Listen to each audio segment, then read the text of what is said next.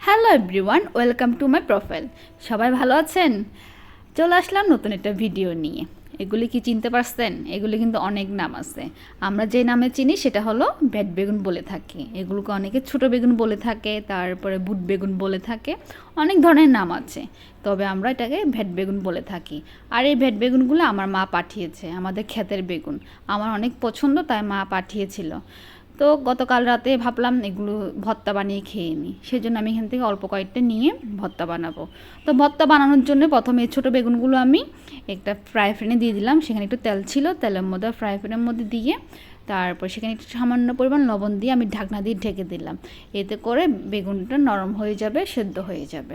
তো যখন একটু করে সেদ্ধ হয়ে আসছে, এখন আমি এখানে কাঁচামরিচ, যে কাঁচামরিচ দিয়ে ভর্তাটা বানাবো, কয়েকটা কাঁচামরিচ দিয়ে দিলাম। কাঁচামরিচটা দিয়ে আবার ঢাকনা দিয়ে রেখে দিব।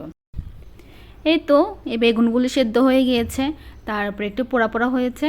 এখন আমি এই বেগুন তারপর সাথে কাঁচামরিচটা সামান্য একটু লবণ দিয়ে এটার মধ্যে ভালোভাবে ছেঁচে নিব।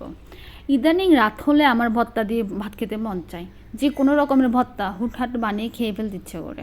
কিন্তু যে ভর্তা বানানোর পর ভাই সেটা খাওয়ার পরে গ্যাস্ট্রিকের যে সমস্যা করে, কিন্তু কি করব, লোভ সামলাতে পারি না। ভর্তা জিনিসটা এত প্রিয় কেন আমাদের বাঙালিদের, বুঝলাম না। তারপরেই তো এই বেগুনগুলো ছাঁচা হয়ে গিয়েছে, এখন আমি বাটিতে নিয়ে নিলাম।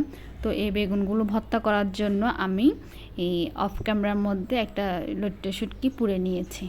লট্টে শুটকিটা পুড়ে ভালোভাবে ধুইয়ে কেটে নিলাম। তারপরে পেঁয়াজ কুচি দিয়ে দিব।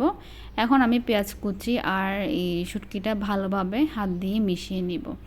আমার শুটকি দিয়ে যে কোনো ভর্তা একটু কম পছন্দ, কেন জানি না, আমার শুটকি জিনিসটা ভর্তার মধ্যে তেমন ভালো লাগে না। আমার কিন্তু বেশিরভাগ মাছ ভাজি দিয়ে, মাছ দিয়ে ভর্তা করলে, মাছ ভেজে ভর্তা করলে সেটা বেশি ভালো লাগে।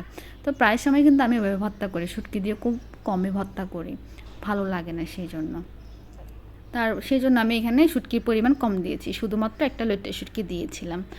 তারপরে তো সবগুলো এখন ভালোভাবে মিশিয়ে নিব। ভালোভাবে মিশিয়ে নেওয়ার পরে এখন আমি ধনেপাতা দিয়ে দিব।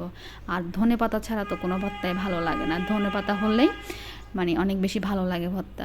তারপর ধনেপাতা দেওয়ার পর আমি এখানে বেশ খানিকটা সরিষার তেল দিয়ে নিব। সরিষার তেল ছাড়া তো যে কোনো ভর্তাই অপূর্ণ।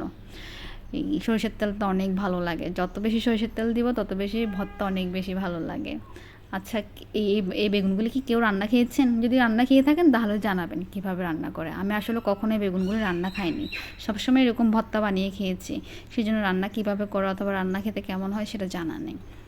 এই তো আমার ভেট বেগুন ভর্তা রেডি, দেখতেই অনেক লোভ লাগছে। তারপরে এই ভর্তাগুলি যদি গরম গরম ভাতের সাথে খাওয়া না হয় তাহলে কি মজা পাওয়া যাবে?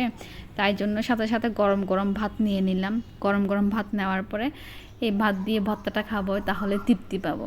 কারণ ঠান্ডা ভাত দিয়ে খাইলে ভর্তাটা কম ভালো লাগবে। তাই আমি গরম গরম ভাত নিয়ে নিলাম, সাথে ভর্তা। এই তো খাওয়া শুরু করে দিলাম। খেয়ে কী যে শান্তি লাগছিল, অনেক ভালো লাগছে। ভর্তা জিনিসটা এমন। তো কে কীভাবে ভেট বেগুন ভর্তা করে থাকেন সবাই জানাবেন। আর আমার ভিডিও যদি ভালো লেগে থাকে তাহলে শেয়ার এবং